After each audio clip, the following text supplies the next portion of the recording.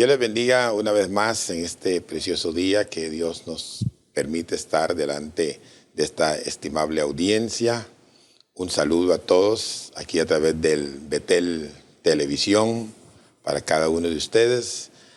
Para mí es un honor poder entrar hasta su hogar o donde sea que nos escuchen con este mensaje, esta enseñanza de la palabra. En este día quisiera compartir con ustedes unos pensamientos referente a los tiempos finales. En días pasados, un joven se me acercó y me hizo una gran pregunta. Me dijo, ¿qué piensa usted, pastor, respecto a lo que está pasando hoy en día en estos últimos tiempos y lo que dice la palabra? Entonces, me gustaría referirme un poco porque es bastante amplio, es extenso, pero con la ayuda de Dios vamos a ir abarcando. El capítulo 24 de San Mateo, muy conocido por todos, el verso 3, vamos a tener esa lectura de la palabra. Capítulo 24 de San Mateo nos dice así, a la letra, honrando al Padre, al Hijo y al Espíritu Santo, verso 3 en adelante. Y estando él sentado en el monte de los olivos, los discípulos se le acercaron aparte, diciendo, dinos, ¿cuándo serán estas cosas? ¿Y qué señal habrá de tu venida y del fin del siglo? Respondiendo Jesús les dijo, mirad, que nadie os engañe, porque vendrán muchos en mi nombre, diciendo, yo soy el Cristo, y a muchos engañarán. Y oiréis de guerras y rumores de guerras. Mirad que no os turbéis, porque es necesario que todo esto acontezca, pero aún no es el fin. Porque se levantará nación contra nación y reino contra reino, y habrán pestes y hambres, terremotos en diferentes lugares. Y todo esto será principio de dolores. Entonces os entregarán a tribulación y os matarán, y seréis aborrecidos de todas las gentes por causa de mi nombre. Muchos tropezarán entonces y se entregarán unos a otros, y unos a otros se aborrecerán. Y muchos falsos profetas se levantarán y engañarán a muchos. Y por haberse multiplicado la maldad, el amor de muchos se enfriará. Hasta ahí la lectura. Por haberse multiplicado la maldad, el amor de muchos se enfriará. En estos tiempos finales, en estos tiempos donde encontramos tantas cosas que estamos viviendo nosotros en este periodo, en estos últimos tiempos, escuchando de cómo el mundo está revolucionado. Hay países que están enfrentados, si no se enfrentan con armas, pues se enfrentan verbalmente. Hay un momento bastante difícil, bastante tenso en medio de la humanidad. Mirando, por ejemplo, el caso de Israel, la guerra que está librando, mirando a Ucrania contra Rusia, y no solo ellos, han habido países que por años han estado en guerra. Lo que pasa es que cuando hablamos de Israel, del país o la nación de Israel, siempre hemos dicho y creemos que Israel es como el reloj de Dios. Usted quiere saber cómo van los acontecimientos y hacia dónde van las cosas. Si conocemos la palabra y vamos canalizando a la luz de la palabra, podremos saber de que hay algo que se está marcando, hay un precedente, hay algo que se está llevando a cabo en nuestros días, en nuestros tiempos. Entonces, no podemos cerrar nuestros ojos a cada cosa que sucede en Israel. Cada acontecimiento que le pasa al pueblo de Israel, para nosotros debe ser algo de poner mucha atención. Vámonos un poco atrás, busquemos la reseña. Israel durante mucha época, muchos tiempos, muchos siglos han librado una que otra batalla. Bastantes batallas han librado desde los tiempos antiguos, desde los tiempos donde estaban en su propia tierra, en los tiempos del Antiguo Testamento. Encontramos que fueron llevados cautivos por los babilónicos en el año 586, esos fueron los judíos. En el año 722 fueron los asirios los que llevaron cautivos a las 10 tribus de Israel. De ahí que ha habido esa dispersión. Luego ellos regresan nuevamente a sus tierras a través del mandato del rey Ciro de Persia, que los permite regresar a sus tierras nuevamente. Pero no ha sido fácil, han tenido lucha tras lucha, batalla tras batalla. Inclusive podríamos hablarle mucho de Israel, porque Israel, vuelvo a repetir, es el reloj de Dios, ¿verdad? Directamente, y hay que poner atención a cada acontecimiento. Cuando ya nos enfocamos a ver lo que le sucedió durante los 400 años de silencio, dice la palabra que hubo un silencio 400 años, pero la historia que se marca durante esos 400 años es una historia catastrófica para el pueblo de Israel. Fueron azotados por los asirios, fueron azotados por otros, por los griegos mismos. Entonces, de ahí que apareció uno que nosotros llamamos como el anticristo del Antiguo Testamento, ¿verdad? Llamado Antíoco Epifanes, que sabemos que él hizo desastres con el pueblo de Israel, los subyugó, agarró un puerco, un cerdo, una cerda, y la sacrificó en el altar en aquellos tiempos. Y eso fue algo desastroso, ya que para los israelitas solamente el hecho de tocar un cerdo era inmundo, mucho menos sacrificarlo en el altar de Dios. Sin embargo, llegó eso. Y podríamos seguir hablando porque me fascina hablar de la historia, ¿verdad? Pero lo estamos dejando para otro momento. Pero, ¿qué ha sucedido? Luego, Israel, una vez más, después de Jesucristo, 70 años después, encontramos nuevamente la invasión por medio del general Tito. Viene lo que llamamos la diáspora, donde vuelven a ser esparcidos. Cualquiera podría decir, bueno, ya es el fin. Ya es el fin. En ese tiempo, cuando llega general Tito y hace lo que hace, pareciera que era el fin. Pero no, ellos sobrevivieron. Es algo que el mundo y nadie puede comprender cómo una nación que ha sido tan avasallada, tan golpeada, ha podido sobrevivir. Ellos fueron dispersos, estuvieron en Polonia, estuvieron en Alemania. Para la Primera Guerra Mundial ellos hasta pelearon la guerra con los alemanes, o sea, estuvieron unidos con los alemanes. Para la Segunda Guerra Mundial, para nadie es oculto de que fue todo lo contrario. Estuvo la famosa, esa campos de concentración donde fueron sometidos, donde se dice estadísticamente que quisieron aniquilar y mataron a más de 6 millones de judíos. Después de ahí conocemos la historia, volvieron a desarrollarse. O sea, han sufrido guerra tras guerra, han sufrido todo, pero siempre lo que más ha sorprendido de todo esto es de que Israel prácticamente había perdido todas sus tierras para ese entonces. ¿Y qué sucede después de esto? Dice, según la historia que se lee y se escucha, Israel, después de casi 1000 años, oigan eso, después de casi 1000 años o más de 1000 años de no tener sus tierras, vuelven nuevamente a ellas. ¿Quién puede volver a una tierra después de 1000 años y decir que le pertenece? Nadie. Sin embargo, Israel, y cuando las Naciones Unidas en aquellos años, donde ellos llegaron y se reunieron y dijeron, vamos a devolverle alguna tierra a Israel, aquellos países lo que hicieron fue darle un desierto. Israel vino y sobrevivió en el desierto directamente. ¿Por qué? Porque hay una promesa de Dios. Hay una promesa de Dios. Yo el otro día escuchaba a un predicador que decía que Israel está maldecido, que ya no es el pueblo de Dios. No sé si usted sabe contar, pero 2 más 2 a mí me dan 4. Y si Israel hasta la fecha, conforme lo que la palabra ha enseñado de que Dios la iba a proteger, que Dios la iba a guardar, que iba a haber un momento para ellos, y no importa cuántos se han levantado contra ellos, han prevalecido. ¿Se acuerda la guerra de los 6 días?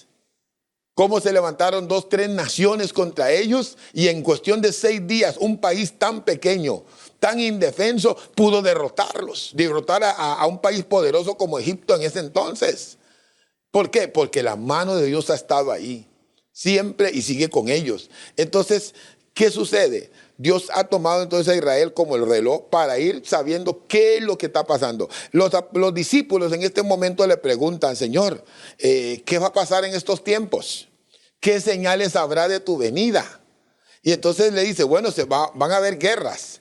Se va a levantar nación contra nación, reino contra reino, es lo que le dice. Entonces le dice, y comienza a darles una instrucción. Ahora, hay algo importante que no debemos de pasar por alto. Cuando nosotros leemos el capítulo 24 de Mateo, el capítulo 24 de Mateo está, por así decir, dividido en dos secciones que debemos de conocer.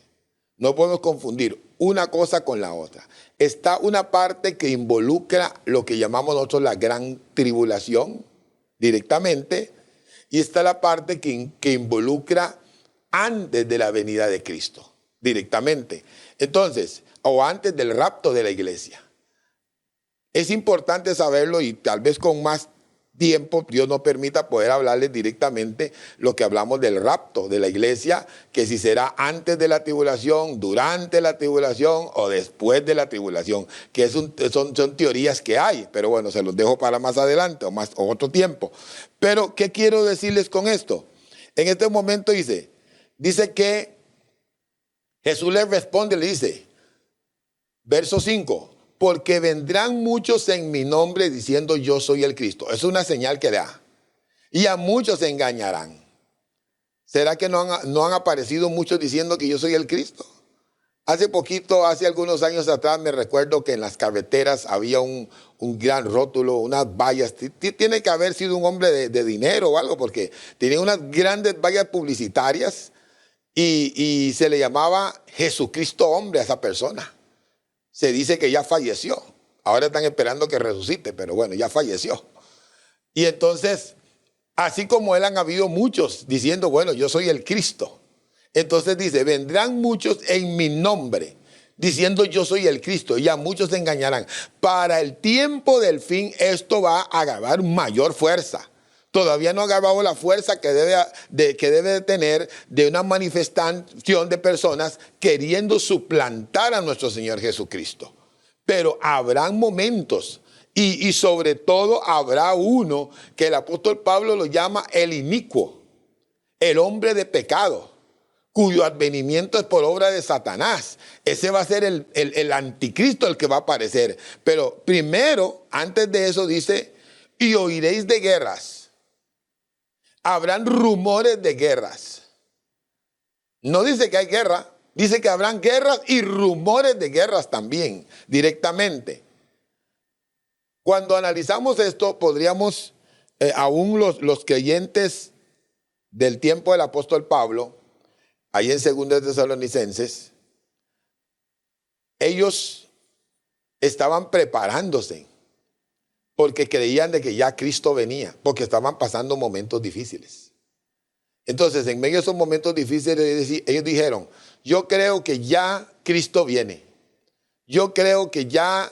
Entonces, el apóstol Pablo tuvo que enviar a algunos y decir, no, vayan a trabajar, porque no querían ni ir a trabajar. Qué cosa más tremenda. Vayan a trabajar. Porque le dijo, porque no vendrá hasta que se manifieste el hombre de pecado. Porque habían unos que ya se habían cruzado de brazos y dijeron, no, ya no hay nada que hacer, ya viene Cristo, estamos pasando momentos difíciles. Había persecución romana en aquel entonces, habían persecuciones tanto de los maestros de la ley, de los fariseos, como de los romanos contra ellos. Entonces, en medio de ese momento, ellos dijeron, no, y esto ya es la tribulación. Ya Cristo viene. Estuvieron en ese momento directamente. También oían de guerra. Entonces confundieron las cosas. Pero Pablo dijo, no, todavía no es hora. Todavía no es hora. Sigan en lo que están. Eso sucedió hace 2000 años. Yo me he puesto a pensar qué habrá pasado con los creyentes de la Segunda Guerra Mundial. Porque hubieron muchos creyentes. Miles. Tuvieron que haber dicho que también era el fin. ¿Por qué decían que era el fin? Porque era algo terrible. Cuando usted analiza la Segunda Guerra Mundial y ve la catástrofe, porque no solamente fue para los judíos, también mataban judíos, mataron muchos polacos, mataron franceses, ingleses. A Inglaterra la bombardeaban una y otra vez. Adolfo Hitler quería apoderarse del mundo. Y entonces bombardeaba y iba conquistando y parece que nadie lo detenía directamente. Entonces, para ese entonces, esos creyentes también pudieron haber dicho, ¿sabe qué? Es el fin. Yo creo que se terminó todo ya, no hay nada más que hacer.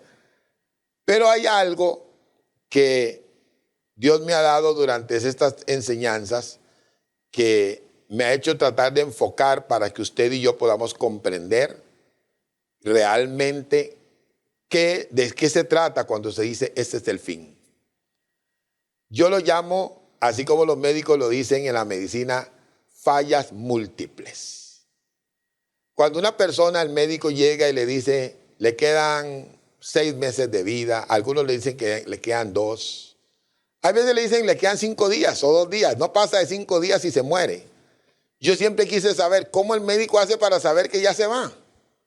Hasta que un día escuché la palabra fallas múltiples. Y es porque el cuerpo empieza a avisar de que ya se va. Por ejemplo, cuando una persona ya está en el momento para morir, primero que nada, el último órgano que falla es el corazón. Ya sabemos eso. ¿Qué pasa? Los otros órganos empiezan a apagarse.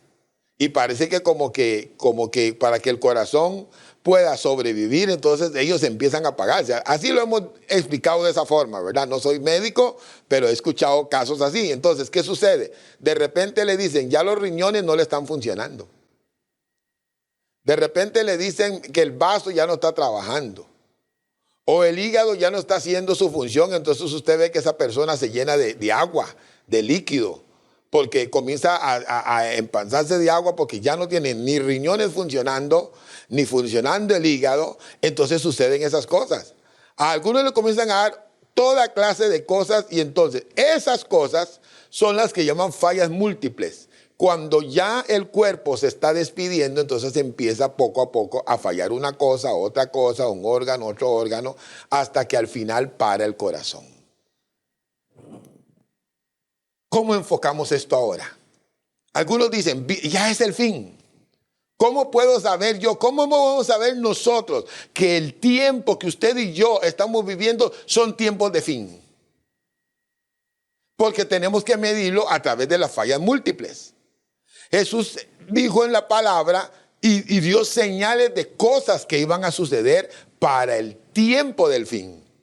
Si nos vamos al libro de Apocalipsis, vamos a encontrar también cosas que son para el tiempo del fin, directamente. Entonces, cuando vemos que, por ejemplo, aquí dice que va a haber falsos maestros, falsos profetas, va a haber hambre, guerra, rumores de guerra. Ya estoy contando 5 cosas así por encima. No dice que va a haber guerra nada más y que con solamente la guerra era suficiente. Tienen que manifestarse los falsos maestros. Tiene que iba a despertarse también un enfriamiento espiritual en la iglesia. La iglesia de Laodicea, ahí en el capítulo 3 de Apocalipsis, cuando enfocamos la iglesia de la Odisea, que es la iglesia de los tiempos finales, podemos estudiar que tal como esa iglesia está sucediendo hoy en día. El mundo está confuso, el hombre está confuso, muchos amigos están confusos. Dicen, es que hay tantas religiones. Inclusive los que se llamaban pentecostales, también se han desviado del camino. Muchos se han desviado y han empezado a tolerar el pecado dentro de la congregación. Han empezado a permitir tantas cosas poco a poco. ¿Por qué razón? Porque son los tiempos del fin. Se oyen de profecías, de falsos profetas. Gente que profetiza cosas. Hoy en día con estos asuntos de estos aparatos, usted puede cualquier acceder y dice, qué tremendo, apareció el profeta tal diciendo que tal cosa va a suceder. No le voy a decir que no, hay algunos que han hecho profecías y han sido verídicas. Pero ¿qué dice la palabra? Pero cuando el profeta profetizare y no se cumpliere su profecía, el tal es falso. Entonces, hoy en día hay algunos que han tirado 100 profecías. Pegan una, perdonen la expresión, calzan con una, pero 99 no han calzado. Y la gente sigue creyendo en ellos por una que sí dijeron bien, 99 salieron mal y siguen creyendo en ellos. Pero son falsos profetas. Son falsos profetas. Bendito sea el nombre del Señor. Entonces, ¿qué sucede? Son cosas que Jesucristo dijo que van a suceder. El enfriamiento espiritual de una iglesia llamada Laodicea, que iba a depender más de lo humano, de lo social, de lo económico, de lo material, que del mismo Señor. ¿Por qué? Porque a la Odisea el Señor le dice claramente, voy a ir al capítulo 3 de Apocalipsis por un momento, y a la Odisea el Señor le dice, mire, tú dices que eres rico y no tienes ninguna necesidad. Capítulo 3 de Apocalipsis, verso 15, le dice el Señor, yo conozco tus obras, no eres ni frío ni caliente. Ojalá fueres frío o caliente, dice. Pero por cuanto eres tibio y no frío ni caliente, yo te vomitaré de mi boca. ¿Qué es una iglesia que no es ni fría ni caliente, que es tibia? Es una iglesia que se conforma. Es una iglesia que se conforma. Es una iglesia que se acostumbra a vivir una doble vida. A vivir una vida simple y sencillamente sin esfuerzo, sin sacrificio. Y es lo que se está viviendo hoy en día. Antes el creyente se esforzaba y quería estar en la casa del Señor. Hoy en día, simple y sencillamente, hay que considerar, hay que comprender, no hay que sacrificar mucho. Esa es la iglesia de hoy. Esa es la iglesia de hoy. Una iglesia sin sacrificio. Una iglesia que ayuna una vez al mes o cada 2 meses. Un creyente que lee su Biblia cuando llega al culto nada más porque tiene que leerla ahí, pero después de ahí no la vuelve a tocar. Esa es la iglesia que se está viviendo hoy en día. Una iglesia acomodada. Una iglesia famosa. Se ha vuelto famosa para el mundo. Famosa en los medios que hay hoy en día. Pero ¿cómo estará delante de Dios? Sigo leyendo unos versículos más. Verso 16. Pero por cuanto eres tibio y no frío ni caliente, dice el Señor, te vomitaré de mi boca. Porque tú dices, yo soy rico. Ese es el problema. Y me he enriquecido. Oiga, hoy en día si ustedes analizan, encontrarán cuántas congregaciones ahora son poderosas económicamente. Y de ninguna cosa tengo necesidad. Y no sabes que tú eres un desventurado, miserable, pobre, ciego y desnudo. ¿Qué sucede? ¿Qué sucede hoy en día? La misma comodidad, la misma prosperidad. A veces puede existir la falsa prosperidad. Hay alguien que dice, es que hemos prosperado. Pero la falsa prosperidad lo que hace es que pierdas la comunión con Dios. Agendas llenas, compromisos van, compromisos vienen. Hay que montar las mejores luces y los mejores shows. Hay que hospedarlos en los mejores hoteles, los más lujosos que hay. Hay que buscarles el mejor vehículo que hay. Cuando Jesús iba por el camino, ¿sabe qué dijo Jesús? Cuando dijeron, maestro, te seguiré a donde quiera que vayas. ¿Creen ustedes que en la época de Jesús no habían millonarios? Por supuesto que lo habían. José de Arimatea era un hombre apoderado. Zaqueo fue un hombre apoderado y se hizo discípulo de Jesús. Sin embargo, Jesús dijo a aquel hombre, las zorras tienen guarida, las aves del cielo tienen nido, mas el Hijo del Hombre no tiene donde recostar su cabeza. No es porque Jesús no pudo haberse hecho un millonario. Es porque Jesús dependía más del Padre. Él mismo le dijo a sus discípulos, ustedes cuando van por el camino no se preocupen qué van a vestir ni qué van a comer. Deje que el Padre se ocupe de eso. Ustedes ocúpense por hacer la obra de Dios. Entonces, el mismo enfriamiento espiritual que hay hoy en día nos está dando a entender que Cristo está a las puertas, que el fin viene, que estamos a las puertas de un final. Hemos escuchado hablar de la famosa Agenda 2030, donde hoy por hoy se están maquinando cosas en el mundo en contra de la humanidad, en contra de los creyentes. Estamos llegando a un punto donde solamente los que queremos predicar el verdadero evangelio vamos a prevalecer, porque poco a poco han habido cantantes, creyentes, predicadores que han empezado a compaginarse, a contentarse y a buscar el favor del mundo. Hagamos tal cosa para que el mundo se sienta contento. Hagamos tal otra para que estemos bien. Ese es el problema de hoy en día y son las señales que Jesús dejó. Iban a haber falsos maestros, iban a haber falsos profetas, iba a haber toda clase de cosas. El fin está a las puertas. ¿Sabe usted que la palabra, cuando habla en Ezequiel 38, acerca de la batalla de Gog y Magog, cuando comenzamos a estudiar, a analizar a quiénes se refiere a los países que están al norte de Israel.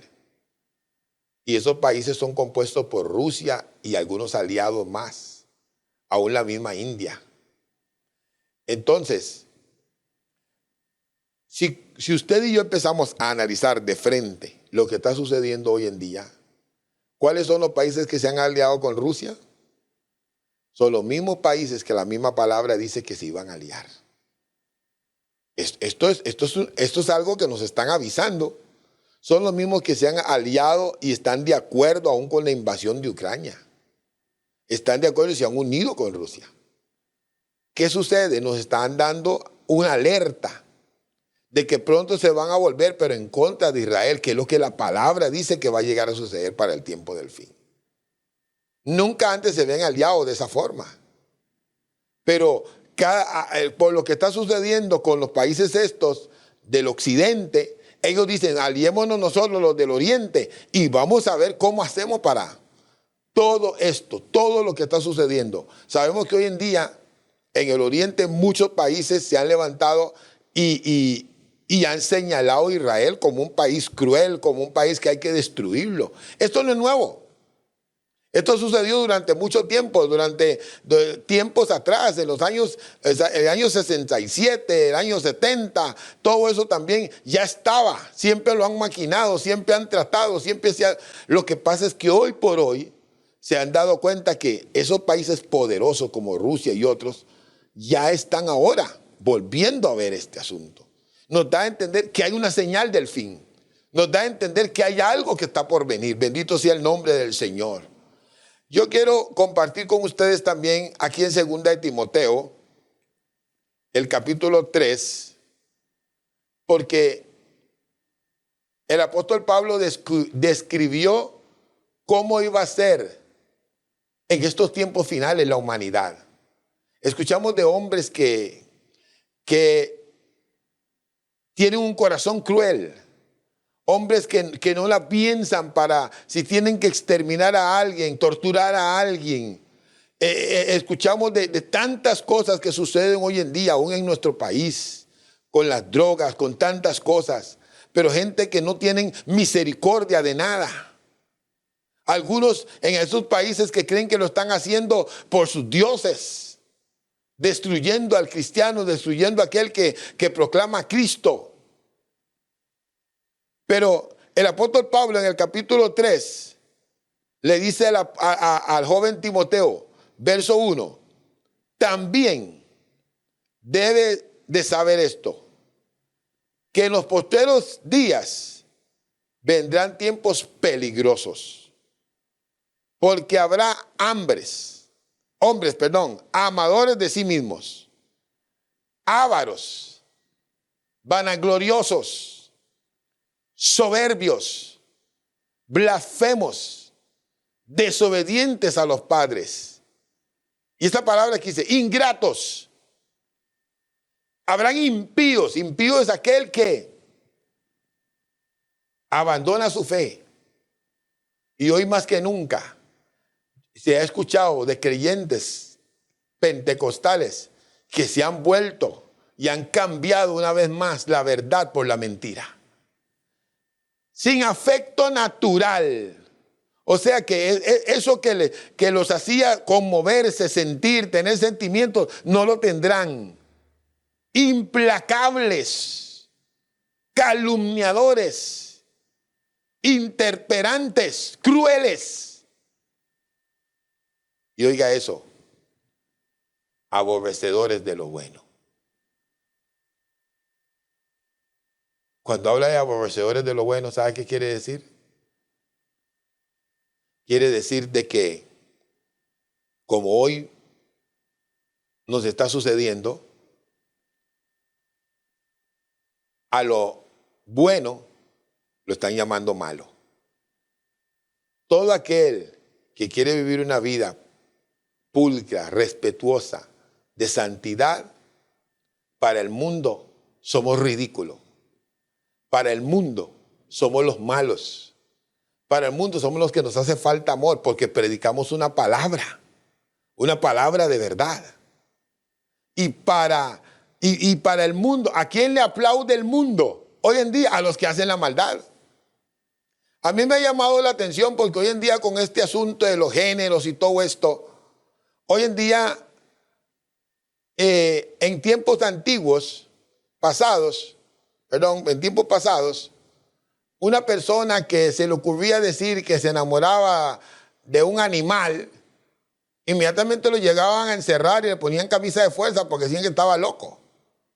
Pero hoy, una persona puede decir que se enamoró de un animal y le aplauden y le hacen ver de que esa es su naturaleza, que esa es su personalidad.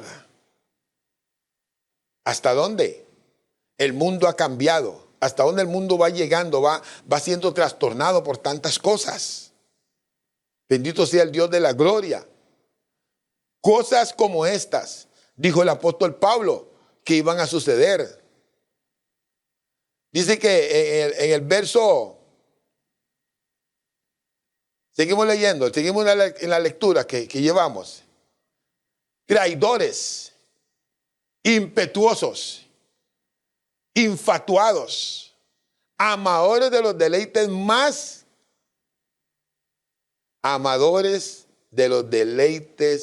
más que de Dios.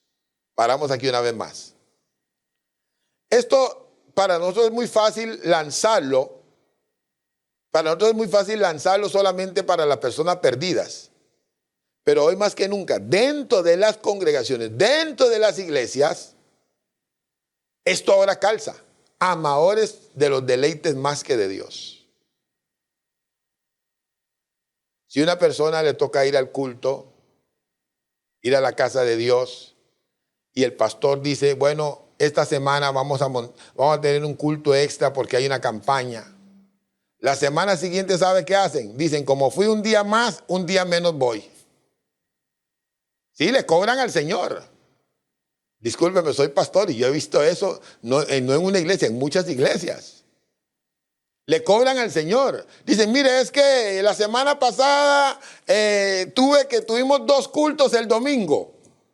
Eso quiere decir que la otra semana puedo faltar al culto del miércoles. Ellos no aman a Dios. Ellos lo que hacen es cumplir. Eso se llama cumplir nada más. Entonces aquí es donde el apóstol dice, amadores de los deleites más que de Dios. Porque llega un punto, y aquí es donde la Biblia dice, en el capítulo 24 que hemos estado leyendo, dice, y por haberse multiplicado la maldad, el amor de muchos se enfriará. Ese amor con el que, y este deseo con el que se corría a la casa de Dios, Este servidor ya tiene 40 o 41 años en el Señor, desde muy jovencito. Y antes de eso, siendo un niño, me recuerdo como que fuera hoy, que mi madre nos enviaba a la casa de Dios. Íbamos contentos todos, éramos 10 hermanos. Seguimos siendo 10 hermanos. Y mi madre me enviaba a la casa de Dios, desde muy niño. Íbamos tan contentos, tan felices, y anhelábamos que viniera otro domingo para volver a ir. Ya cuando conocí a Dios, al Señor, ya a una edad de 15 años, y entré al camino del Señor, ya han pasado ya casi 40, ya han pasado 46 años. Y quiero decirles una cosa. Perdón, 41 años. Y quiero decirles una cosa.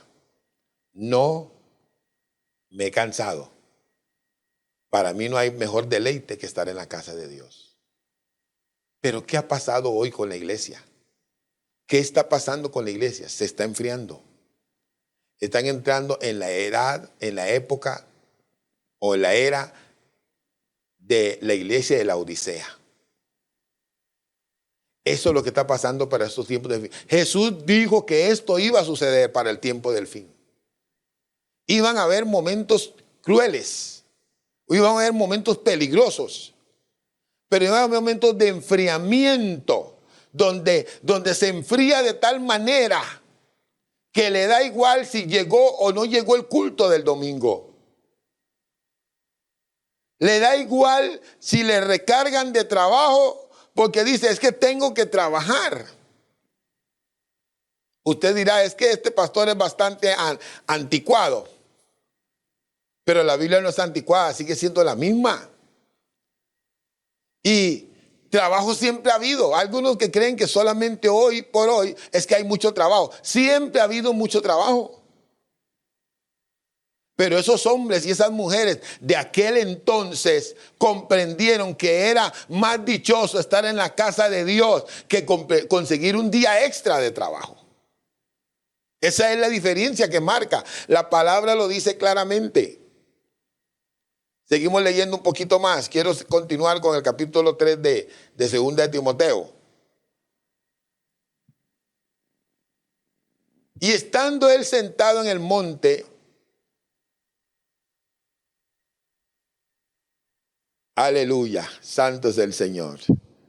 Y estando sentado Jesús en el monte de los olivos, ¿qué sucedió? Comenzaron a preguntarle, Señor, dinos, ¿qué va a suceder para este tiempo? ¿Qué va a ser de su venida? Y él dijo, y comenzó entonces Jesús a decirles, esto y esto va a suceder para ese tiempo. Todas estas cosas se van a manifestar directamente. Sépanlo, compréndalo. Pero hay algo que le dice, pero aún no es el fin. Aún no es el fin. Porque antes del fin de todas las cosas, tiene que venir el rapto de la iglesia. Bendito sea el nombre del Señor. El versículo 8 del capítulo 3 de 2 de Timoteo dice,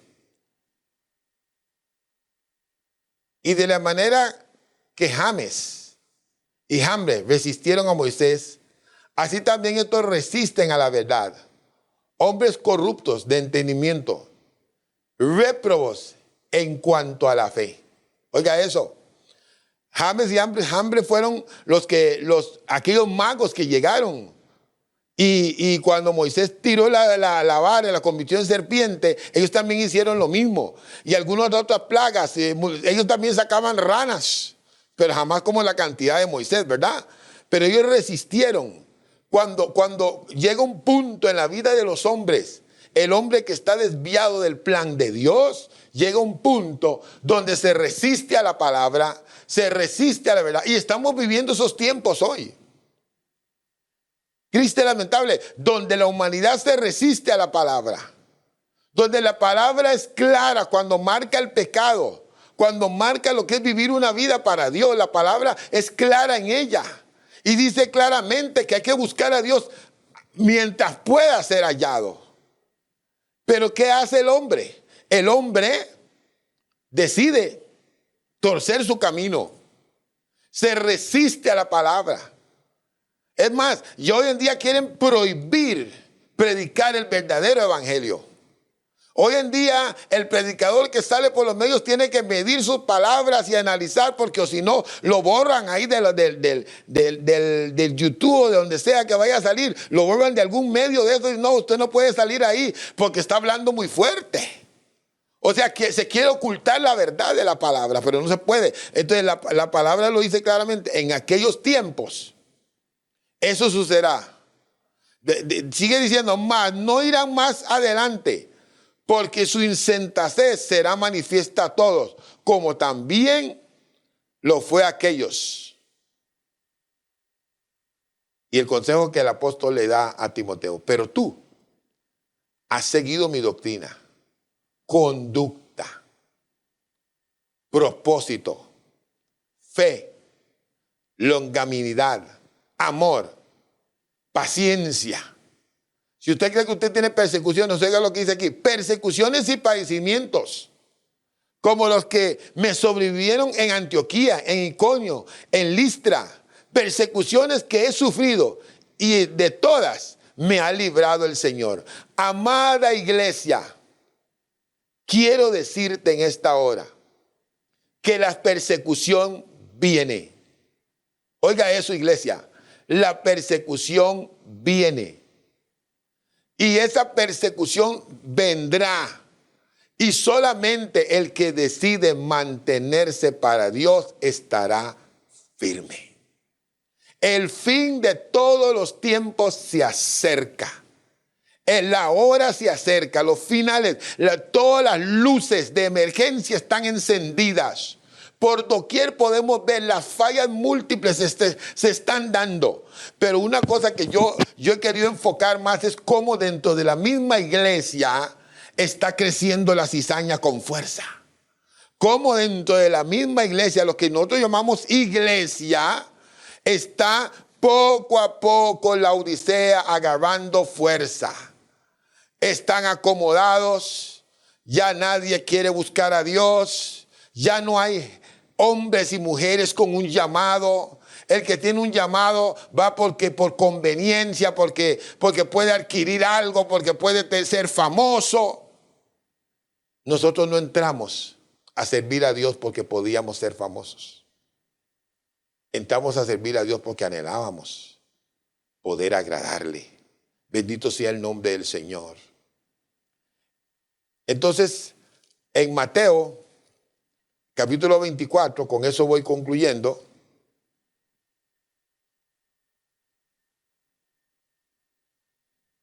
Dice así, verso 8. Y todo esto será principio de dolores. Entonces os entregarán a tribulación y os matarán. Y seréis aborrecidos de toda la gente por causa de mi nombre. Quiero parar aquí porque esto está tremendo. Seréis aborrecidos. Oiga eso, seréis aborrecidos de todas las gentes. Oiga, creyente, usted hermano, usted está siendo aborrecido. O el mundo está contento con usted. O el mundo se siente bien con usted. Señales de que el fin viene. El fin viene. Bendito sea el nombre del Señor. El fin viene. No descuide esta palabra. El fin viene. Si la iglesia está acomodada y no está siendo aborrecida, es porque algo está sucediendo. Alerta. Cristo viene, iglesia. Maravilloso el nombre del Señor.